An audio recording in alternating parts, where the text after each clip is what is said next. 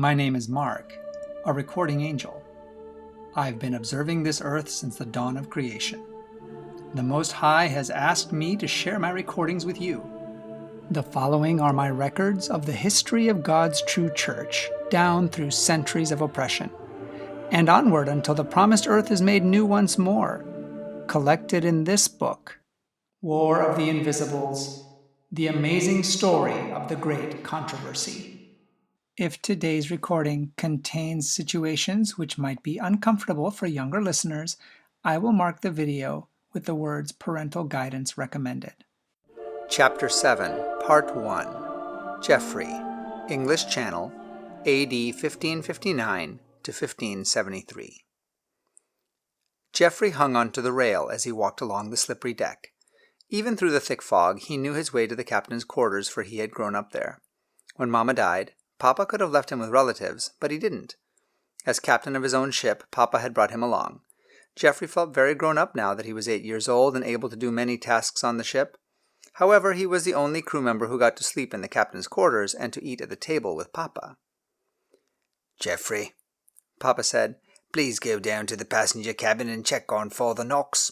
Empty his chamber pot if he needs it." Geoffrey wrinkled his nose. He doesn't do that himself."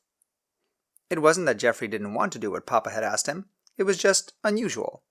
However, between the fog and the rain, this voyage had been much longer and rougher than most of their crossings. The few passengers they took on their boat usually brought their own servants to take care of such things. "No," Papa explained. "He has no servants. I believe this is a secret crossing. He doesn't seem to want to be seen out on deck, unless, of course, he's just seasick." Geoffrey and Papa both laughed. A lot of big tough guys from land turned into whimpering babies when they got out on a sea crossing like this. Geoffrey stood a little taller. He never got seasick. "Okay," he said. "I'll go check on him." Geoffrey knocked on the door of the passenger cabin and then entered. It was dark, so he struck the flint and lit a candle, setting it on the shelf next to the hammock hanging in the corner. A tall man lay in the hammock, looking miserable. By his black robes and white collar, Geoffrey guessed he must be a priest, and by the smell of the room, he seemed a very seasick priest. "Papa sent me to check on you," he said. "Ugh," the priest groaned. "Tell him thank you." "Here, let me take that," Geoffrey said. "If I empty it, the room won't smell so bad, and maybe you'll feel better. I can get you a drink of water, too." As he returned, the priest seemed a little more awake. "Thank you, son," he said. "What's your name?" "I'm Geoffrey," he said. "My father is the captain of this ship." "Ugh, it seems you're a much better sailor than I am." Geoffrey laughed. "I learned to walk on this ship. I've been at sea all my life, even if it is just the English Channel." "Apparently, it can get as rough out here as it does anywhere else," the priest observed. Geoffrey laughed. "Yes, you look like you've been on some pretty rough seas this afternoon." The priest smiled in spite of his obvious discomfort. "If we don't get into port soon," Geoffrey offered, "I'll come back and check on you in a little while." "That would be fine," the priest said. "I could use the distraction." "You could come up on deck," Geoffrey suggested. "Perhaps the fresh air would do you good." All of a sudden, the priest seemed less friendly and more withdrawn. It's best I stay in my cabin," he said. "Whatever you like," Geoffrey replied. "I'll see you later." He headed back to report to his papa. "Well, we were both right," Geoffrey said, bursting into his papa's cabin. "He is seasick, and he also seems to want to stay hiding in his room for some reason. Do you think he's a criminal?" Papa laughed. "I don't think so," he said, "although it's possible. Could be a heretic. There's been quite a traffic of heretics back and forth to Scotland lately." "Why?" Geoffrey asked. "There's a war on in Scotland right now," Papa said. "It's been going about 2 years. The Scottish nobles are heretics, but the Queen is still a good Catholic." "But I thought the Queen of Scotland was in France," interrupted Geoffrey. "Yes, she is the Queen of France too, so she lives there with her husband. Her mother, Mary of Guise, runs Scotland for her. She's done that since Mary was a baby, because she became the Queen of Scotland when she was only 6 days old. The English king was hoping to betroth Mary to little Prince Edward when they were still little children. Mary of Guise infuriated them by smuggling the tiny queen across the channel and betrothing her to the Dauphin of France instead. Anyway, the heretics are trying to force her to convert and change the government of Scotland to a Protestant government instead. Protestant? Geoffrey asked. Yes, that's a word that the heretics use sometimes. Comes from the word protest, which is what they've been doing against the Catholic Church. Ah, Geoffrey said, so Protestant means people who protest. Yes, they like that better than heretic, but we believe they're heretics. They should all be burned at the stake. Ew, Geoffrey exclaimed. Sounds awful. Yes, Papa agreed. It would be awful, but that's what we do with heretics. Geoffrey went back out onto the deck to think about this. Hours later the fog had not lifted and the little ship was still on the channel. The guardians hovered over it. There was no chance of this ship sinking, for one of God's important people was on board, although he didn't look as thunderous and imposing, with his head in a bucket from being seasick, as he did thundering from the pulpit. Geoffrey slipped back into the passenger cabin to check on him again. I just came by to see how you were doing, Geoffrey said. As the priest looked up from the bucket, he added, well, I guess I see how you're doing. They both laughed. Here, Geoffrey offered, let me give you another drink of water. It isn't always this bad, you know. The priest nodded. Well, I guess I can tell Papa that you're just seasick, Geoffrey announced. He and I were talking, and we figured you were either seasick or a heretic hiding so that no one would recognize you. The man raised an eyebrow and looked at Geoffrey. I'm really glad you're not a heretic. Papa says they burn them. The man was quiet for a minute and said, Some people might call me that. Really? Said Geoffrey. Are you a real heretic? Wow, on our ship and everything. The man smiled. If he hadn't been so nauseated, he might have even laughed. Are you a famous heretic? Geoffrey asked, or just an unimportant one? We're all important to God, the man replied. Yeah, I know, Geoffrey said. I mean to the rest of us. The man smiled at Geoffrey. Right this minute, you might be even more important to God than I am. Geoffrey paused to think for a moment. I smiled. How could any human's value to God be measured? The Almighty had already said that he would provide the life of his Son in exchange for any one of them. So all were of such tremendous value that it would boggle their human minds if they had any idea. However, right now the Almighty was using young Geoffrey, even though he was only 8 years old, to help care for his servant crossing the Channel to Scotland. You know, the priest continued, his voice getting a little stronger, God has a particular soft spot in his heart for young lads. He's used them many times in his work. Really? Geoffrey asked. Like who? Well, in the Bible, there's a story of a young lad who brought his lunch, and Jesus used it and multiplied it until it was able to feed 5,000 people. That's awesome, Geoffrey breathed. I wish Jesus could use me for something. He can, the priest replied. Not many years ago, he used a young lad not much older than you. He did? What was his name? Geoffrey asked. His name was Edward, the priest said. He was a special friend of mine. Tell me about him, Geoffrey demanded. Edward was a young prince, the priest continued. His father died when he was still a lad. He was determined to help his people get to know God better and to understand what God wanted from them, without all of the confusion that the church has brought in. Oh, Edward was a heretic? Well, that's not what we called him, the priest answered. We called him Your Majesty. Oh, you're talking about young King Edward. Yes, he said. I was his royal chaplain. Edward wanted very much to help England be a good Protestant country. I was working on the Book of Common Prayer that we were preparing during his reign. But Edward is dead, observed Geoffrey. Yes, the priest answered. That was very sad, and his sister was very determined for England to be a good Catholic country. I had to run for my life to Europe. Many other people have lost their lives and have been burned at the stake. Are you the great heretic Knox? Geoffrey asked. The priest looked at the floor and then nodded. I've heard of you, Geoffrey said. They've been watching for you a long time. I imagine they have, Mr. Knox replied. I didn't tell you this so that you could make a lot of money collecting a bounty from the English soldiers. I told you this because I want you to know how important you are to God. He loves you and has a job for you to do too.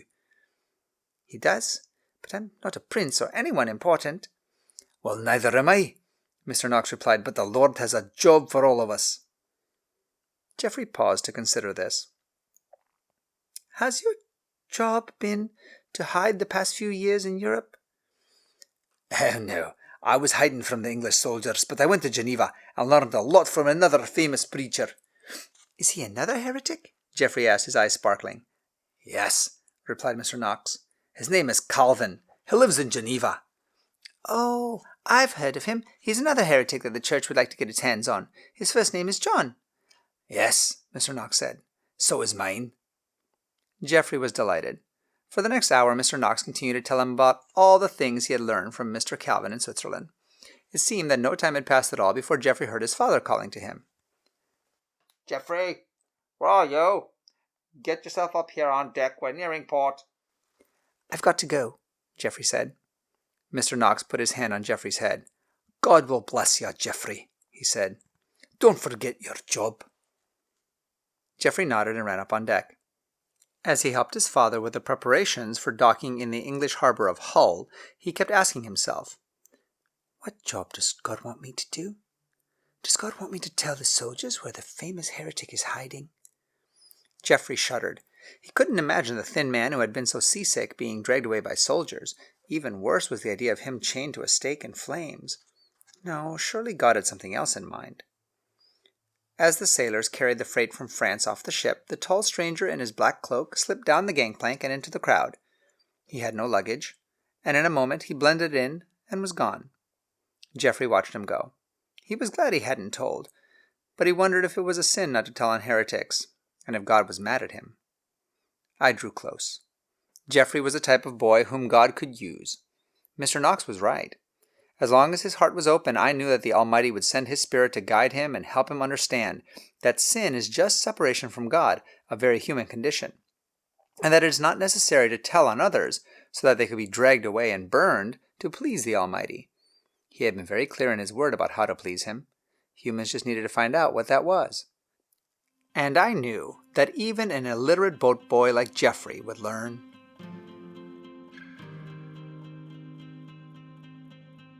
English Channel, A.D. 1560.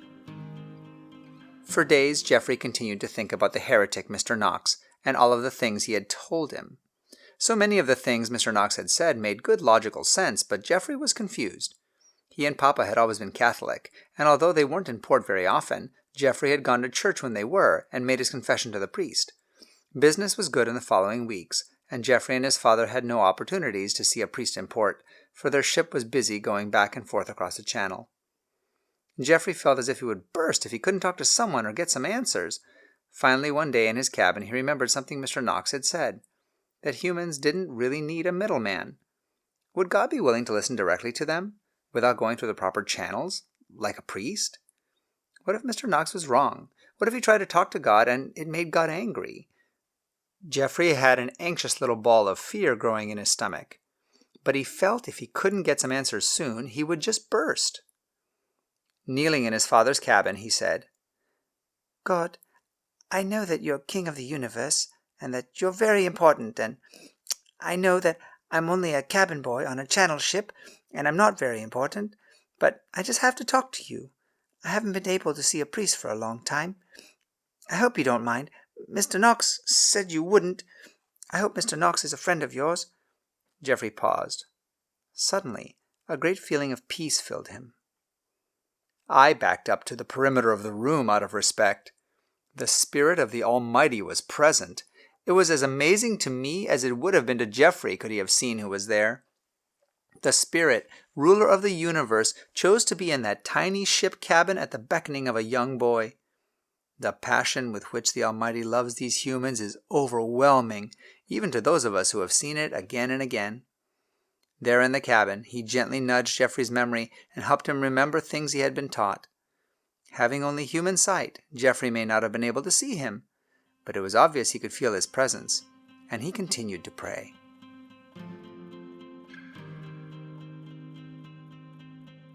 English Channel, A.D. 1561. Papa, Geoffrey asked, what was the royal messenger visiting you about? Geoffrey had been dying to ask ever since they had left the English harbour. Papa smiled grimly. "He brought some news and a warning from the Queen," he said. "You know that the King of France died last week." "Yes," Geoffrey said. "That was sad. He was so young, almost the same age as me." Father nodded. "He was almost twice your age, but still way too young to die," he said. "The young Queen Mary has been left a widow. She's still a teenager." "That's very sad," Geoffrey said sadly. "However, she's still Queen of France and of Scotland, isn't she?" "Yes and no," Papa replied. "She's still the Queen of Scotland, but in France, now that her husband has died, his younger brother has become king. He's not married yet, but his mother, Catherine of Medici, also a queen, is his adviser. She has never liked young Queen Mary, and I expect things are very uncomfortable for her there in the French court now." Geoffrey nodded and then asked, "But Papa, why would the English Queen send that type of news to us? Does she care?" "Oh, yes," Papa answered. "The English Queen, Elizabeth, is a cousin of Mary, the young French Queen, but they hate each other." "Why?" "Oh, many reasons," Papa said. "For one thing, the English Queen is a Protestant, so Queen Mary of France and Scotland considers her a heretic. Also, remember that when Queen Mary was a baby, she had been promised to Elizabeth's brother Edward. However, Queen Mary's family were Catholic, Edward was a Protestant, so the tiny queen was smuggled out of Scotland and taken to France, where she married the Dauphin instead. When the Dauphin's father died, he became King of France." "Ah," Geoffrey said, "I can see why they wouldn't like each other." "Oh, it's worse than that. Queen Elizabeth's mother married King Henry VIII, only after he divorced his first wife. Since Catholics don't believe in divorce, they do not believe that Queen Elizabeth was a legitimate child, and therefore Queen Mary of France and Scotland would be the next closest relative." "Ah," said Geoffrey, "so Catholics feel that Queen Mary, not Queen Elizabeth, should be the Queen of England." "That's right," Papa said. "The last Queen of England, another Queen Mary, was a Catholic. When Queen Elizabeth came to the throne, she chose not to continue making Britain be a Catholic country. So many of the loyal Catholics in England feel that Mary of France and Scotland should be Queen of England too. Queen Elizabeth sent messages to all of the captains of ships back in English harbours asking us to watch for Mary. She's afraid Mary will try to come back across the Channel and may try to take the throne of England from her." "Do you think she will?" Geoffrey asked. "Well, apparently the thought has crossed her mind," said Papa, "since she calls herself the Queen of England as well. She does not recognize Elizabeth's claim to the throne and includes that in her titles." Geoffrey mused. "This could be interesting." "Yes," his father agreed. "Our job is to run this boat back and forth in the Channel and take people where they need to go. I don't care what their religion or whom they serve, as long as they pay for their passage." Geoffrey smiled. He was glad his father felt that way. He knew that many of the people they had been transporting had been heretics. They had been leaving France in small groups, like Mr. Knox, some going to Scotland, some going to England. Others they took up the Channel, depositing them in Belgium and Holland. France was becoming a more difficult place for heretics to live every day. Geoffrey enjoyed this. He'd had more opportunities to ask questions and had been receiving answers. He knew that transporting heretics was illegal in France and Scotland, so transporting the Queen of Scotland would make them lawbreakers in England, too. "We just don't ask questions," his papa advised. "The less we know, the better off we are. And if we don't know, we can't tell anyone, can we now?" Geoffrey smiled. He knew how to keep a secret. This broadcast has come from the book War of the Invisibles by Sally Pierson Dillon, with permission from the Review and Herald Publishing Association. This book and the rest of the series, War of the Ages, can be purchased by going to www.adventistbookcenter.com or by calling 1-800-765-6955. I'm your narrator, Austin Backus, and this audio project is a gift to you from my free Christian book ministry, RXF 1888. Please visit our website, www.rxf1888.com, to request free Christian books for both kids and adults. And join us here again for more stories from Mark, the Recording Angel.